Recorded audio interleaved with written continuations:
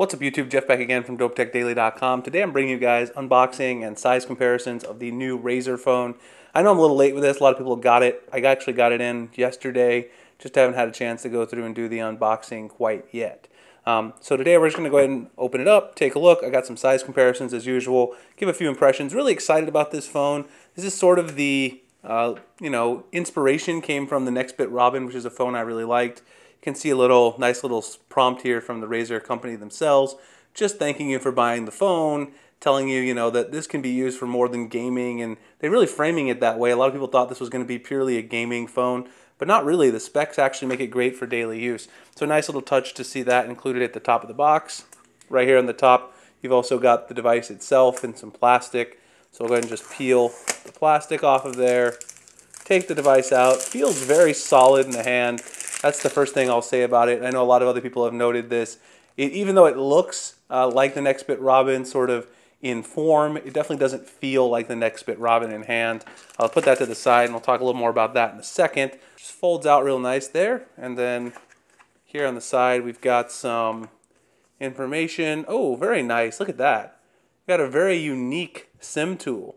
So even though I have a ton of SIM tools, I have to say I definitely don't have one like that. So that's pretty awesome. Shows you how to put in the SIM card. Also has micro SD slot. So very cool there. You've got Razer phone instructions, getting started guide.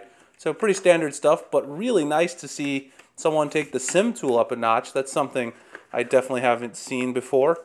We've got a lot of little packages here, so we'll see what's in each of them. In this one we've got a dongle to connect our USB Type-C to 3.5 millimeter headphone jack. This phone does not come with a headphone jack, so of course that's a very important thing. Very nice to see Razer include that. In the next little box here, probably we've got our charging. You can see they're nicely packed too with styrofoam. You can see you've got your charging brick itself, quick charge 3.0 enabled with USB Type-C. Always very nice to see. And then in the next box, I'm assuming we have the cable. So everything individually wrapped and packaged. Got some styrofoam there to protect the actual pieces that go there. And indeed, this is a braided USB Type-C cable. So definitely quality accessories that Razer's including with the phone.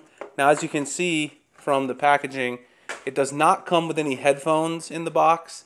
That's everything that comes in there. However, you can purchase the Razer Hammerhead headphones that have USB Type-C included. Those were actually released last week.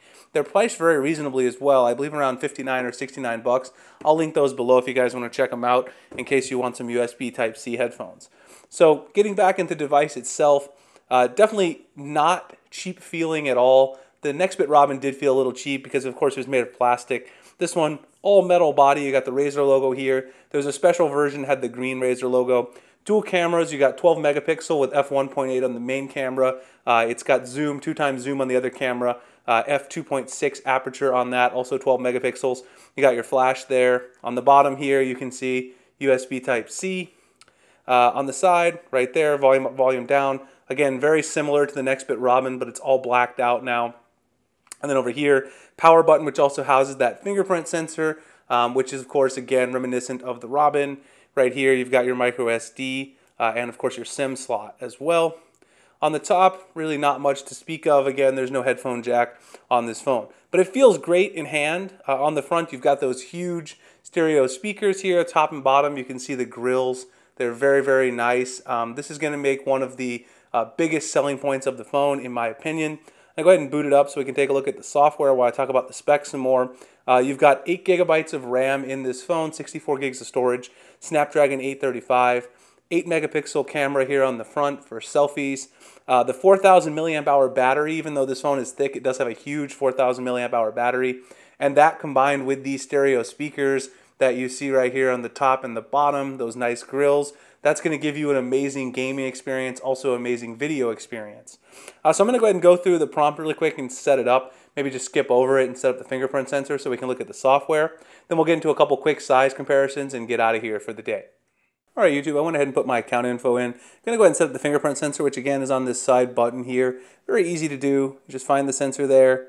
Go ahead and lift your finger, obviously like you would any other sensor. It does take a little longer for the side-mounted sensor. If I had a suggestion, I would suggest setting up one of your index fingers, maybe this one, because sometimes you hold your finger this way. I'm not going to do that right now, but that's another suggestion if you're thinking about what other finger you might want to add to the phone. So let's just go ahead through and finish the services here, and then we will skip to the software so we can take a look at it. The software on the Razer phone does look a lot like stock Android. You do have a dark notification shade, as you can see right there. If we go into the settings, though, the settings look very close to stock. You can see the phone is running Android version 7.1.1, so running relatively new version of Android. It's not running Android Oreo out of the box, which is obviously what we would prefer to see.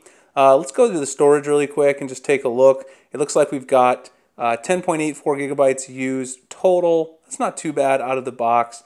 I mean, compared to some other phones which have a whole lot more used by the operating system, I'd say Razer did a pretty good job optimizing there. As you can see, the number of apps installed is very minimal. You do have these green apps, which are the stock Razer apps. It does look like they did choose to make a few modifications to some of these stock apps, mostly adding this green color scheme, which is Razer's signature, but otherwise nothing too huge. You can see here with the phone also got the green color that Razer uses.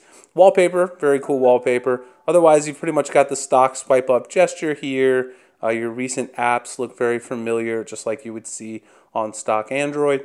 One of the main selling points of this particular phone is the 120 Hz refresh rate on this IGSO LCD display. It's 2560 by 1440. Obviously not AMOLED, but we've seen a lot of issues with AMOLED panels lately, so you might be kind of glad that it's an LCD type panel.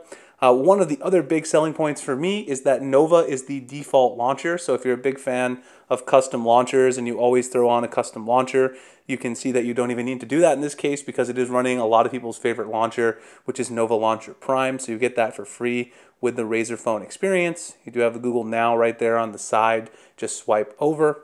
The display being 120 Hz, you can already tell how smooth the scrolling is just looking through the UI and scrolling through.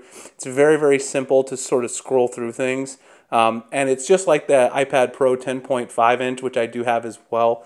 It's also very smooth. There's a noticeable difference when scrolling through menus on the 120 Hz refresh rate. And of course, that's also going to be a pretty big deal for you guys out there who are big gamers. One thing that I am interested in is the camera. I mean, the camera, of course, is always an unknown whenever you deal with a phone maker that hasn't been proven in past flagships. Just going to take a couple of quick shots, take a look at the shutter speed. It's a little bit slower, you can tell there, noticeable time for the shutter to actually take the photo. But the photo itself has some nice detail. Of course, as you would expect under studio lights, it should be pretty good. So I'll have to do some further testing. But I would say the camera is one of my main concerns about the phone just because Razer hasn't really proven themselves in the flagship mobile space. They've obviously done a lot with laptops. Other than that, I think the battery life is going to be amazing on this phone. Obviously, you do have that 4,000 milliamp hour battery. It is quite thick, so a lot of people have complained about that, but it's thick for a reason.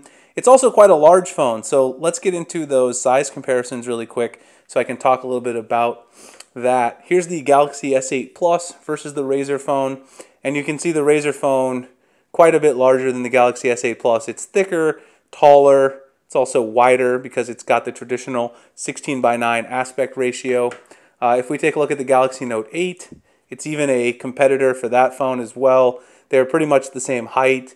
The Razer phone is thicker, it's also wider again because of having the traditional aspect ratio. Not a lot wider, but still wider. So if you've got a Note 8, this is an even bigger phone. Here's my Panda Pixel 2 XL. Razer phone, taller, also wider.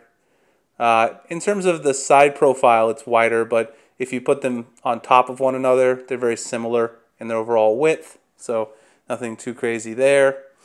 The iPhone, so let's do the iPhone 10 here.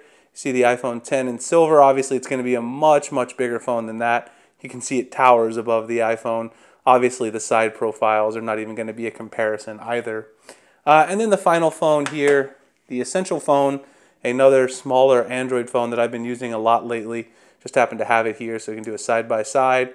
This phone, huge compared to the Essential phone in terms of the side profile and also the width and the height. So if you're using one of those phones, just gives you an idea of what you could expect with the Razer phone. So a very large phone, but obviously with a purpose. It's got a big battery. It also has those stereo speakers on the front, top and bottom bezels, but bezels for a reason, so I really like that. I'll be very interested in testing out the camera, also using a 120 hertz display on a smartphone for the first time. I know a lot of people have commented on the outdoor visibility and brightness of the display, so I'll definitely be looking into that. Let me know what else you guys want to know about this phone. I'll definitely be testing it out and do a full review. Also some follow-up videos on customization, etc. Hope you guys enjoyed. You can find me at dopetechdaily.com. Google+, Instagram, and Twitter, the links in the description. You can also find me now writing over at gadgethacks.com. I really appreciate you guys checking out the video, and I'll see you in the next one. Thanks a lot for watching.